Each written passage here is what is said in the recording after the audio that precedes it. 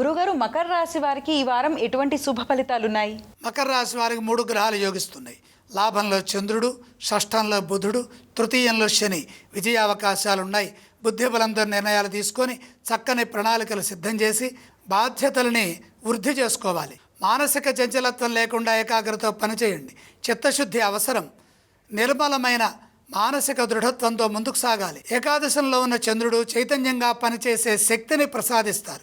సృజనాత్మకత ఉంటుంది. వ్యాపారంలో కలిసొస్తుంది. వ్యాపారపరమైన నిర్ణయాలు మేలు చేస్తాయి. బుద్ధి చురుగ్గా పనిచేయడం ద్వారా పెట్టుబడుల విషయంలో కలిసొస్తుంది. ఆర్థిక అంశాలు అనుకూలంగా ఉన్నప్పటికీ షష్ఠ రాశిలో ఉన్న శుక్రుడు ధనాన్ని వృద్ధి చేసే క్రమంలో ఇబ్బంది కలిగించే అవకాశం ఉంటుంది. కాబట్టి జాగ్రత్తగా ధనాన్ని పొదుపుగా సద్వినియోగం చేసుకునేట్టుగా ముందుకు సాగాలి. మొహమాటం ఇబ్బంది కలిగించకుండా చూసుకోవాలి. సమిష్టి నిర్ణయాలు మేలు చేస్తాయి. ఆర్థిక నష్టం రాకుండా పనిచేయాలి. ప్రధానంగా ఉద్యోగంలో లోతుగా ఆలోచించే నిరుత్సాహానికి గురి కాకుండా ధైర్యంగా ఉత్సాహంగా ముందుకు సాగండి. ఎప్పటి పనులప్పుడే పూర్తి చేసేట్టుగా చూసుకోండి. వారాంతంలో శుభవార్త వింటారు.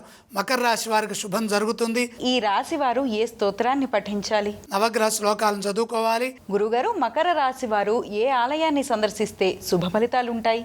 నవగ్రహాలను దర్శించండి. గురుగారు, మకర రాశి వారు ఈ వారం ఏవేవి దానం చేయాలి? నవధాన్య నవగ్రహాల దగ్గరుంచి నమస్కారం చేయండి.